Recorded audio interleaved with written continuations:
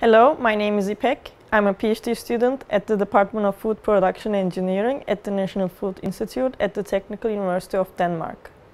I'm going to take a few minutes to showcase a great piece of specialized research equipment which we bought as a part of FOODHAY. FOODHAY is the Food and Health Open Laboratory, which is a Danish national initiative, and it is funded by the Ministry of Higher Education and Science.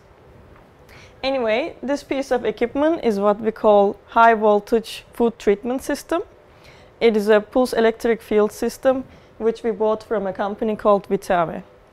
It is located here at the Technical University of Denmark in Lyngby campus. Pulse electric field works by the principle of electrophoration, which changes the food structure by means of puncturing the cell membrane.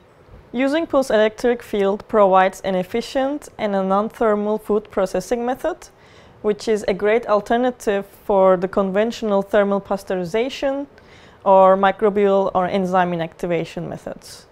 The samples in the system are basically treated in less than a second, and due to this fast treatment, the heat damage to the samples are avoided, which provides a longer shelf life for the products. The system can be used as a pre-treatment for different extraction processes or to change the food texture, which you can actually increase the mass transfer processes within the food matrix. And additionally, using this technology is more energy efficient compared to its alternative methods. For the application of pulse electric field to your samples, we have two different types of treatment system. One is the batch treatment system, as you can see here, and then the other one is the continuous system, where your sample is continuously pumped between the electrodes. For the case of batch system, you can use both solid and liquid samples, whereas for the continuous system, your sample needs to be a homogeneous liquid sample.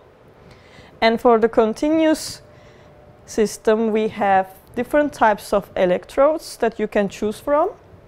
You can decide on the area of the electrodes as well as the distance between the electrodes, which gives you the flexibility in your experiments. In the software of this equipment, you can play around with different parameters such as the pulse profile, frequency, or the electric field strength. In our lab, we apply pulse electric field to insect proteins, some dairy products, and some emulsions. But of course, you can use this technology to many other samples, such as juice or meat products, etc. For example, today we have carrot as a sample. Here we have the carrot piece that was treated with the pulse electric field, and here is the carrot that was untreated. When I try to squeeze the samples, the one that was treated with the pulse electric field already juicing out some juice, and the one that is untreated is very stiff and barely moves.